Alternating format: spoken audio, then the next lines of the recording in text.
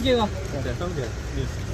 Role है एक भाई पीटीआई का माइक थोड़ा ऊपर कर दो। हो गया। अरे थोड़ा पीछे खड़ा करवा देते, सबको मिल जाएगा अच्छे से। पीटीआई का माइक अरविंद केजरीवाल जी को भाई लाओ तो मत यार।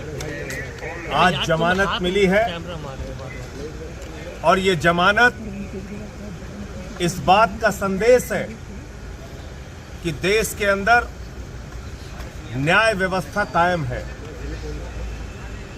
एक झूठा, बेबुनियाद, फर्जी तथ्यों के आधार पर केजरीवाल और आम आदमी पार्टी की राजनीति को खत्म करने के लिए जो मामला बनाया गया था, भारतीय जनता पार्टी के द्वारा बनाया गया था, बीजेपी की सरकार के द्वारा बनाया गया था, आज उस अभियान पर, उस मुहिम पर, उस गंदी साजिश पर न्यायपालिका का तमाचा पड़ा है।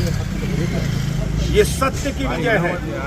हम बार बार कहते हैं कि ये तथाकथित शराब घोटाला, इसका ना सिर है ना पांव है।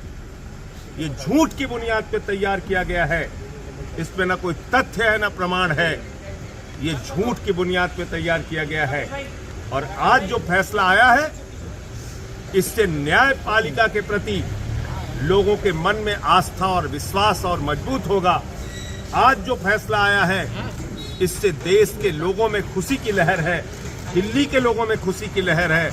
आम आदमी पार्टी का एक एक कार्यकर्ता इस फैसले से उत्साहित है। अभी मैं केजरीवाल जी के परिवार से मिला, उनका परिवार, उनके बच्चे इस फैसले से बहुत खुश हैं। हम सब लोग आनंदित हैं। ये हम सब के लिए बहुत बड़ी जीत है, बहुत बड़ी विजय है और भारतीय जनता पार्टी के मुंह पर जोरदार तमाचा है। मैं समझता हूं अब जरा सी भी शर्म है तो बीजेपी को और मोदी अमित शाह को ये झूठे केस बंद करने चाहिए और जिन लोगों को फर्जी जेल में रखा है उनको सबको बाहर करना चाहिए। संजय जी, ईडी ने अपोज किया था बेल को, वो अपील भी नहीं सुनी गई है कोर्ट में। इसलिए कि उनके पास कोई तथ्य नहीं है, इसलिए कि उनके पास कोई प्रमाण नहीं है, इसलिए कि उन्होंने झूठ की बुनियाद पर सरकार के दबाव में ये केस बनाया है। इसलिए उनको कोई उनकी बात नहीं सुनी गई न्यायपालिका में। तो यही मैं कह रहा हूं कि ये सिर्फ और सिर्फ इस पूरे मुकदमे का मकसद था अरविंद केजरीवाल की राजनीति को खत्म करना, आम आदमी पार्टी की राजनीति को खत्म करना, आम आदमी पार्टी को क्रश करना, बर्बाद करना। ये मकसद था बीजेपी। हाईकोर्ट जाने की बात कह रही है और मुझे लगता है कि वो न्यायपालिका की लड़ाई है, उसके लिए हम लोग भी तैयार हैं। और कोई भी न्यायपालिका से जब एक जमानत मिली है, तो मैंने तो आज तक कभी ऐसा नहीं सुना कि आनंद फानन में आप जाके कहीं उसको ऊपर से उस जमानत के खिलाफ कुछ कर पाए। सर, चुनाव के ठीक पहले उनको गिरफ्तार किया गया था, तब स्पेशल सर्कमस्टेंसेस में बेल दी गई और अब चुनाव के बाद उस वक्त भी मकसद यही था, चुनाव प्रचार से केजरीवाल को रोकना। उस वक्त भी मकसद यही था, आम आदमी पार्टी को हराना और आम आदमी पार्टी को खत्म करना।